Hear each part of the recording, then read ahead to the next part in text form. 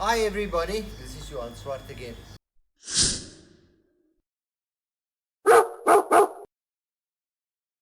My apologies for not producing a video for quite a while, but things get busy, and yeah, it doesn't mean that we're in Mozambique, we're on the beach all day. Right, this is one of the videos in my breed standard series. Um, just a little bit of background. I've been an international appraiser of Boerboels for many years. I've appraised dogs in Europe, in Russia, in America, all over Africa, South Africa, a lot of places. Um, I do have an idea of the breed standard very good. I help most of the organizations to write their own breed standards, and I've had input in most of the breed standards across the world. So the breed standard that I follow is a generic breed standard. I try and stick to what the original breed standard was as much as possible, and then I work from that. Okay, now what I'm going to do is today's lecture is about angulation. There's still a lot of people that don't understand angulation. Now there are many angles in the dog that needs to be considered. The angulation that I'm going to look at today is the angulation of the front and the hindquarters. Those two quarters have got quite critical angulation. The problem is if those angles don't match and if they are out, your dog can't move well. Now I see many dogs with totally straight legs and bad angulation being appraised and given huge scores, and it is just incorrect. That dog can't move properly, so how the hell can it deserve that score? There's so many things that go wrong when the angulation of a dog is wrong. Now today, yeah, we have a very young dog. Her name is Josie, and Josie is actually a sweetie pie. She's very patient, and that's why I decided to use her rather than one of my other flea bags, right? Because they really like to jump and to be very busy and active. You see, my dogs don't normally live in kennels. They're outside and they enjoy life a lot. So they know what freedom is. And if I put a collar around their necks and I say, "Come here and sit still for the boss," they're not always too willing to do that. Now, okay, I'm going to turn Josie around. Okay, let me show you. Right. Now, when we look at angulation, we've got to find certain points to be able to determine the angles.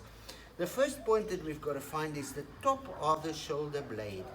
It's very important. If you feel here, you'll feel a little ping, a little thing jumping under your finger. That's the top of the shoulder blade. I actually moved off a little bit here. That's the top of the shoulder blade. Now, to make it easy for yourself, take a piece of paper tape. Stick it on the hair of the dog. And then you've got to find your second point to take it to and feel and get the front shoulder joint, right? You will feel that quite clearly there. It's not down there, it's up here. You feel it and you take your piece of tape from there to there. The second leg of the angle that you've got to look at is the elbow. And that's quite easy to see. And then I will just put a piece of tape just to show you. Now, the breed standard of the Boerboel says that this angle in the front should be between 90 and 110 degrees, which is quite correct on this little dog. Okay. It also says, and very importantly for mobility, and it doesn't say that in the breed standard, but that the lengths of the limbs there should be matched. The top and the bottom part are two different lengths, or they differ quite a lot. The dog can't move properly. Okay, right, now for the back side, we've got to find the angles as well. And there you've got to find the hip joint, which is quite difficult to find. It's not in front here, it's not in the middle. The joint actually sits quite far back.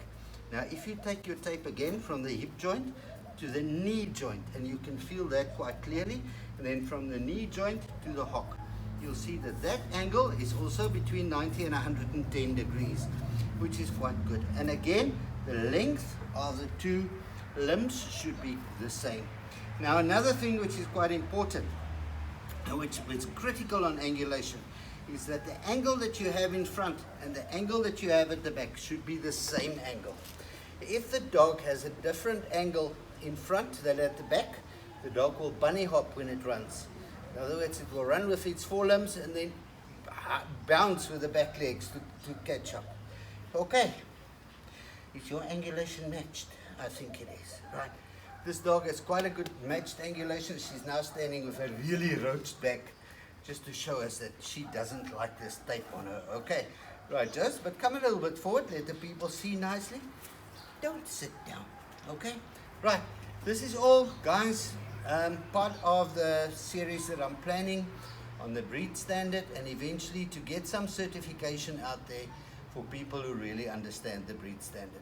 Just to get back to business, if you want to know more about the Boerboel, I wrote a book called the Boerboel, the origins and the history of the breed.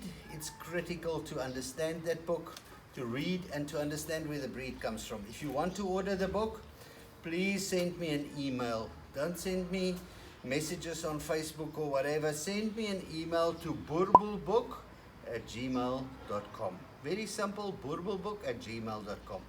We were out of books for a while and we battled with Corona to get deliveries and everything done. But I see even some of the countries that were closed are now open.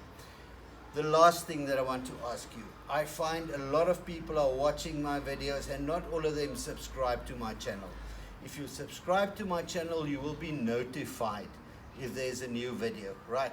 And please like, if you like what you see, just click on the like button. And then me and Josie will be two very happy puppies on this side, okay?